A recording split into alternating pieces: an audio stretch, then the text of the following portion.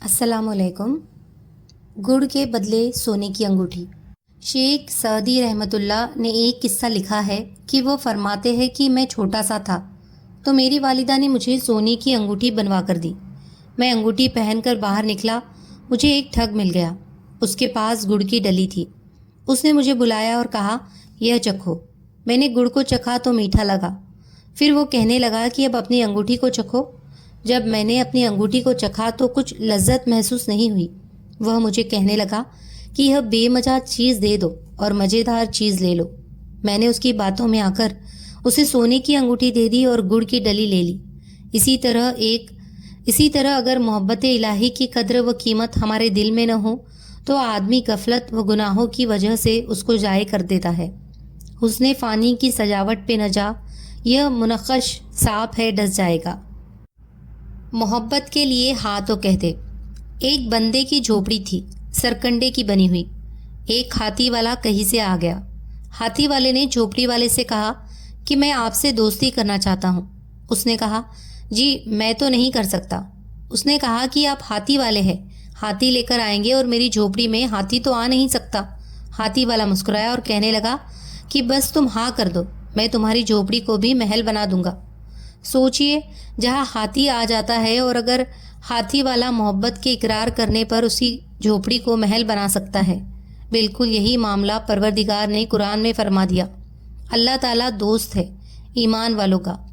अल्लाह ताला की मिसाल हाथी वाले की तरह है और मोमीन की मिसाल झोपड़ी वाले की है। अब अगर मोमीन हाँ कह दे, अल्लाह ताला आपसे दोस्ती करना चाहते हैं, हम भी उस दोस्ती पर लब्बैक कहना चाहते हैं, तो परवरदिगार हमारी झोपड़ी को महल खुद बना देंगे और मोहब्बत के आदाब खुद सिखाकर हमें अपनी मोहब्बत की नेमत खुद अता कर फरमा देंगे। बड़े की तरफ से मोहब्बत का इशारा है, तो जब इशारा है तो हम उसके लिए हाजिर हैं कि ए महबूब, हम आपसे मोहब्बत के लिए तैयार हैं, आप हमें अपनी मोहब्बत में शामिल कर लीजिए। दुनिया की महफिलों से उकता गया हूँ या रब, क्या लुत्फ़ अंजुमन का जब दिल ही बुझ गया। महबूब मिला, सब कुछ मिला। सुबक्तीन बादशाह अपनी एक बीवी से बहुत ज़्यादा मोहब्बत करता था। एक बार दूसरी बीवियों ने उससे कहा कि आप अपनी बीवी फला से ज़्यादा मोहब्बत रखते हैं, हालांकि हुस्न में हम उससे ज़्यादा है, समझदारी में भी हम उससे ज़्यादा है। आखिर उसमें कौन सी ऐसी ख़ास बात है, हमें तो उसके अंदर कुछ नज़र नहीं आता, मगर आपकी मोहब्बत की निगाह जो उस पर उठती है वह किसी दूसरी बीवी पर नहीं उठती। आखिर क्या वजह है? बादशाह ने कहा, अच्छा, मैं कभी इस बात का जवाब दे दूंगा। उसके बाद उसकी बीवियाँ ये बात भूल गई। एक दिन सुबक्तीन ने अपने घर के सहन में बैठकर कहा कि आज मैं अच्छे मूड में हूँ, इसीलिए मैं चाहता हूँ कि मैं तुम में से हर एक को एक अच्छे इनाम से नवाजूँ। वे ये बात सुनकर खुश हुई कि आज हमें शाही खजाने से इनाम मिलेगा। सहन में सोने, चांदी और जवाहरात के ढेर लगा दिए गए। बादशाह ने सबको बुलाकर कहा कि इस सहन में जो चीज़ें पड़ी हुई है उनमें से जिस चीज़ पर जो बीवी भी हाथ रख लेगी उसको हर चीज़ इनाम के तौर पर दे दी जाएगी। चुनांचे जिस वक्त मैं इशारा करूं तुम दौड़कर अपनी पसंद की चीज़ पर हाथ रख लेना। बीवियाँ तैयार हो गई और उन्होंने अपनी अपनी पसंद की चीज़ों पर निगाह जमा ली। किसी ने याकूत के ऊपर, किसी ने हीरे के ऊपर, किसी ने सोने के ऊपर, किसी ने चांदी के ऊपर। बादशाह ने इशारा किया तो बीवियों ने दौड़कर अपनी अपनी पसंदीदा चीज़ों पर हाथ रख लिए, लेकिन वह बीवी जिस पर उसकी मोहब्बत की ख़ास नज़र रहती थी वह अपनी जगह खड़ी रही। जब सबने देखा कि हमने कीमती चीज़ों पर हाथ रख लिए मगर इसने किसी चीज़ पर हाथ नहीं रखा तो वे हंसने लगी और बादशाह से कहने लगी, बादशाह सलामत, हम कहा करती थी कि यह बेवकूफ़ है और इसके अंदर अक्ल की कमी है, और आज इसकी अक्ल की कमी खुलकर सामने आ गई। यह तो बस सोचती रही, लिहाजा आज इसके पल्ले कुछ नहीं आएगा। बादशाह ने उससे पूछा कि ए अल्लाह की बंदी, तूने किसी चीज़ पर हाथ क्यों नहीं रखा? वो कहने लगी, बादशाह सलामत, मैं पूछना चाहती हूँ कि आपने यही कहा है ना कि आज जो जिस चीज़ पर हाथ रखेगी वह चीज़ उसकी हो जाएगी।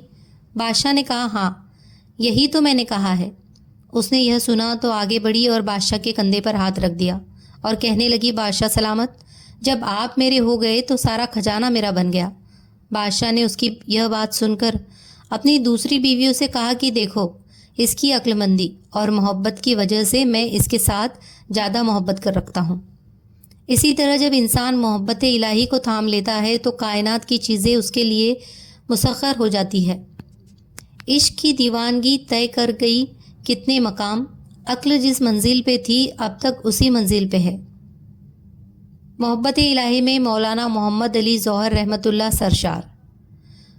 مولانا محمد علی ظہر رحمۃ اللہ قریب زمانے میں ایک بزرگ گزرے ہیں۔ ہمارے نقش بندی بزرگوں کے سائے میں رہے، ان سے تربیت پائی۔ اللہ تعالیٰ نے ان کے دل میں اپنی محبت بھر دی۔ دل میں عہد کر لیا کہ مسلمانوں کو جب تک آزادی نہیں ملے گی میں اس وقت تک قلم کے ذریعے سے جہاد کرتا رہوں گا۔ لہٰذا انگلینڈ تشریف لے گئے۔ وہاں اخباروں میں اپنے مضمون لکھتے تھے کہ انگریزوں کو چاہیے کہ وہ مسلمانوں کو آزادی دے دے۔ کلمی جہاد کرتے رہے اور یہ نیت کر لی کہ جب تک آزادی نہیں مل جاتی واپس گھر نہیں جاؤں گا۔ اسی حالت میں کئی بار ان کو تکلیفیں بھی آئی، جیل میں بھی ڈالے گئے۔ انہوں نے جیل میں کچھ اشعار لکھے، فرماتے ہیں، تم یوں ہی سمجھنا کہ فنا میرے لیے ہے پر غیب میں سامان میرے لیے ہے۔ توحید یہ ہے کہ خدا حشر میں کہہ دے یہ بندہ دو عالم سے خفا میرے لیے ہے۔ مرنے سے پہلے ابا جی کی زیارت۔ حضرت مولانا محمد علی ظہر رحمۃ اللہ کی بیٹی بیمار ہوئی۔ ڈاکٹر نے جواب دے دیا، جوان عمر کی لڑکی تھی۔ ماں نے پوچھا کہ کوئی آخری تمنا، کوئی آخری خواہش؟ کہا ابا جی کی زیارت کو جی چاہتا ہے۔ ماں نے خط لکھوا بھیجا۔ جوان عمر بیٹی کا خط پردیس میں ملا کہ میں اپنی عمر کی آخری گھڑیاں گن رہی ہوں۔ دل کی آخری تمنا ہے کہ ابا حضور تشریف لائے تو میں آپ کا دیدار کر لوں۔ کتنی بڑی بات تھی۔ حضرت کو وہ خط ملا۔ حضرت مولانا محمد علی ظہر رحمۃ اللہ نے اس خط کی پیٹھ پر 2 شعر لکھ کر وہ خط واپس بھیج دیا۔ بیٹی کو اس حال میں کیا جواب لکھا؟ وہ فرماتے ہیں، میں تو مجبور ہوں، اللہ تو مجبور نہیں۔ تجھ سے میں دور ہو، وہ تو مگر دور نہیں۔ تیری صحت ہمیں منظور ہے لیکن اس کو نہیں منظور تو پھر ہم کو بھی منظور نہیں۔ یہ کیفیت نصیب ہو جائے تو زندگی کا مزہ آ جائے۔ اللہ رب العزت ہمارے لیے اپنی یہ نعمت آسان فرما دے، آمین۔ محبت الہی کی برکت سے ہو گئے سب اپنے۔ شیخ عبد الواحد رحمۃ اللہ کی ایک بار میں نے اللہ تعالیٰ سے دعا مانگی کہ اے اللہ، آپ نے جنت میں جس کو میرے ساتھی بنانا ہے دنیا میں ہی میری اس سے ملاقات کرا دیجیے۔ فرماتے ہیں کہ مجھے خواب میں بتایا گیا کہ حبشہ کی رہنے والی ایک عورت میمونہ ہے جو جنت میں تمہاری ساتھی بنے گی۔ لہٰذا میں اس بستی کی طرف چل پڑا۔ جا کر بستی والوں سے پوچھا تو انہوں نے کہا کہ وہ تو بکریاں چراتی ہے اور اس وقت باہر کہیں بکریاں چرا رہی ہوگی۔ فرماتے ہیں کہ میں چل پڑا۔ جب میں نے بستی سے باہر نکل کر دیکھا تو حیران ہوا کہ بکریاں ایک ہی جگہ پر چر رہی ہے اور ادھر ادھر بھاگتی نہیں ہے، اور ایک عورت پیڑ کے نیچے کھڑی نماز پڑھ رہی ہے۔ جب میں نے غور کیا تو میں نے دیکھا کہ جہاں بکریاں چر رہی تھی وہاں اس چارگاہ کے کنارے کچھ بھیڑیے بیٹھے نظر آئے۔ ان بھیڑیوں کی وجہ سے وہ بکریاں کہیں باہر نہیں بھاگ رہی تھی اور ایک جگہ پر ہی چر رہی تھی۔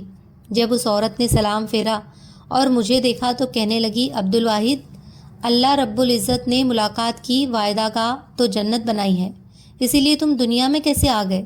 میں نے کہا کہ میں نے دعا مانگی تھی جو اللہ رب العزت کے یہاں قبول ہو گئی، مگر اب میں آپ سے ایک بات پوچھنا چاہتا ہوں کہ میں نے ایسا منظر تو کبھی نہیں دیکھا کہ آپ نماز پڑھ رہی تھی، بکریاں چر رہی تھی اور بھیڑیے بیٹھے ہوئے تھے اور وہ بکریوں کو کچھ نہیں کہہ رہے تھے۔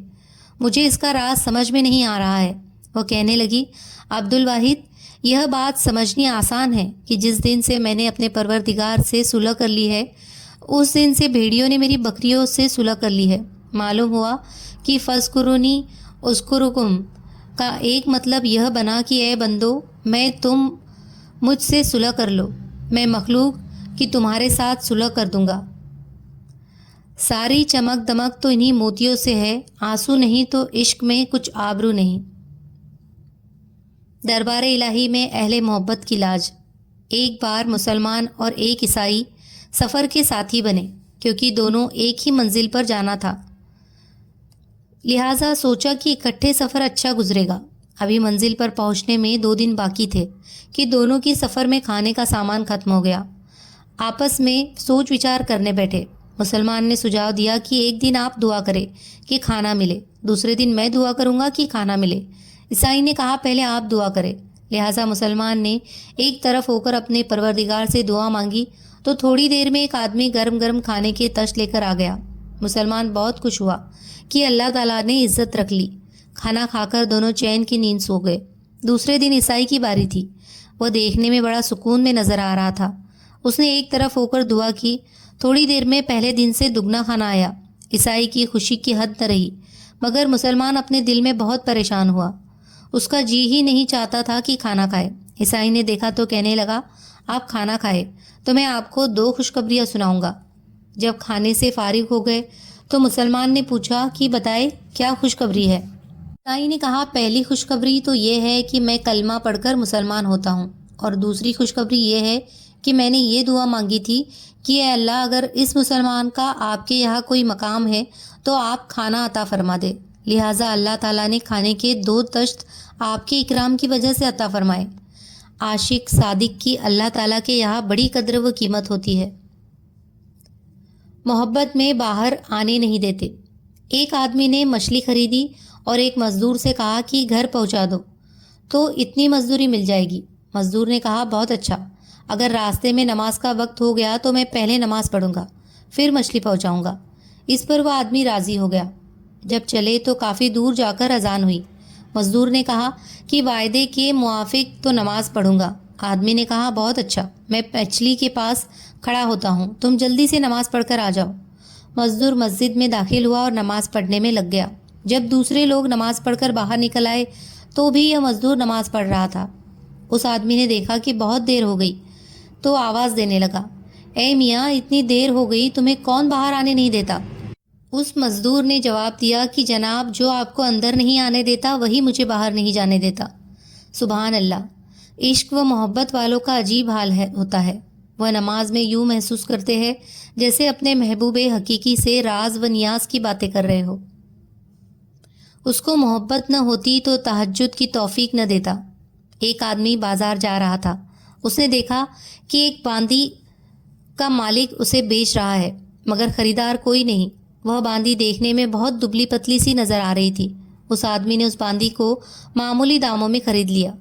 جب رات کو آنکھ کھلی تو اس نے دیکھا کہ وہ باندی تہجد کی نماز پڑھ کر دعا کر رہی ہے اور کہہ رہی ہے کہ اے اللہ آپ کو مجھے محبت رکھنے کی قسم۔ اس آدمی نے ٹوکا کہ یوں نہ کہو بلکہ یہ کہو کہ اے اللہ مجھے تجھ سے محبت رکھنے کی قسم۔ یہ سن کر وہ باندی بگڑ گئی اور کہنے لگی، میرے آقا اگر اللہ تعالیٰ کو مجھ سے محبت نہ ہوتی تو مجھے ساری رات مصلے پر نہ بٹھاتا اور آپ کو یوں میٹھی نیند نہ سلاتا۔ یہ کہہ کر اس باندی نے رو رو کر دعا کی، اے اللہ اب تک میرا معاملہ پوشیدہ تھا، اب لوگوں کو پتہ چل گیا ہے تو مجھے اپنے پاس بلا لے۔ چنانچہ وہی مصلے پر بیٹھے بیٹھے اس کی روح نکل گئی۔ محبت الہی میں بھوک و پیاس کا گزر کہاں؟ ایک بار حضرت حسن و حسین رضی اللہ عنہما بہت بیمار ہو گئے۔ طبیعت سنبھل ہی نہیں رہی تھی۔ خاتون جنت حضرت فاطمہ رضی اللہ عنہا نے دونوں شہزادوں کی صحت کے لیے منت مانی کہ یا اللہ دونوں بچوں کو صحت مل گئی تو ہم میاں بیوی 3 دن لگاتار نفلی روزے رکھیں گے۔ اللہ تعالیٰ نے اپنی رحمت خاص سے دونوں شہزادوں کو صحت عطا فرما دی۔ چنانچہ حضرت علی اور حضرت فاطمہ نے روزے رکھنے شروع کر دیے۔ جب افطار کا وقت ہوا تو دونوں کے پاس صرف ایک روٹی تھی۔ اتنے میں دروازے پر دستک ہوئی۔ پوچھا کون؟ تو جواب ملا مسکین ہوں، بھوکا ہوں، اس در پر آیا ہوں کہ کچھ مل جائے۔ میاں بیوی نے سوچا کہ ہم بغیر کھائے گزارا کر لیں گے مگر ہمیں مانگنے والے کو خالی نہیں بھیجنا چاہیے، لہٰذا روٹی اٹھا کر مانگنے والے کو دے دی اور خود بغیر کھائے صرف پانی سے روزہ افطار کر لیا۔ صبح سحری بھی صرف پانی پی کر ہوئی۔ دوسرے دن حضرت علی رضی اللہ عنہ نے کچھ کام کیا مگر اجرت اتنی ملی کہ پھر دونوں کے لیے صرف ایک روٹی۔ جب افطاری کا وقت قریب آیا تو پھر دروازے پر دستک ہوئی۔ پتہ چلا کہ ایک یتیم سوالی بن کر آیا ہے اور کچھ کھانے کے لیے مانگ رہا ہے۔ میاں بیوی نے سوچا کہ ہم آج پھر کھائے بغیر گزارا کر لیں گے مگر یتیم کو انکار کرنا ٹھیک نہیں، لہٰذا روٹی یتیم کو دے دی گئی اور خود پانی سے روزہ افطار کر لیا۔ سحری کے وقت صرف پانی تھا۔ تیسرے دن حضرت علی کچھ لے کر آئے مگر وہ بھی اتنا کہ میاں بیوی مشکل سے افطار کر سکتے۔ لیکن اس دن ایک قیدی نے دستک دی اور سوال کیا۔ گویا 3 دن لگاتار بھوکا رہنے سے حضرت علی اور حضرت فاطمہ کی حالت بہت کمزور ہو گئی تھی۔ کمزوری بہت زیادہ تھی، بھوک کی شدت نے بے چین کر دیا تھا، مگر اللہ کے نام پر سوال کرنے والوں کو خالی بھیج دینا ان کے نزدیک مناسب نہیں تھا، لہٰذا تیسرے دن بھی روٹی اٹھا کر سوال کرنے والے کو دے دی، اپنے اوپر تنگی برداشت کر لی۔ مگر محبت الہی سے دل ایسا لبریز تھا کہ اللہ کے نام پر جان دینا بھی آسان تھا، یہ تو پھر روٹی کی بات تھی۔ عاشقوں کی زندگیوں کا ایک کھلا پہلو یہی ہوتا ہے کہ وہ اپنا سب کچھ اللہ تعالیٰ کی خاطر قربان کرنے کے لیے تیار ہوتے ہیں۔ یہ بازی عشق کی بازی ہے، جو چاہو لگا دو، ڈر کیسا؟ جیت گئے تو کیا کہنا، گر ہار گئے تو مات نہیں۔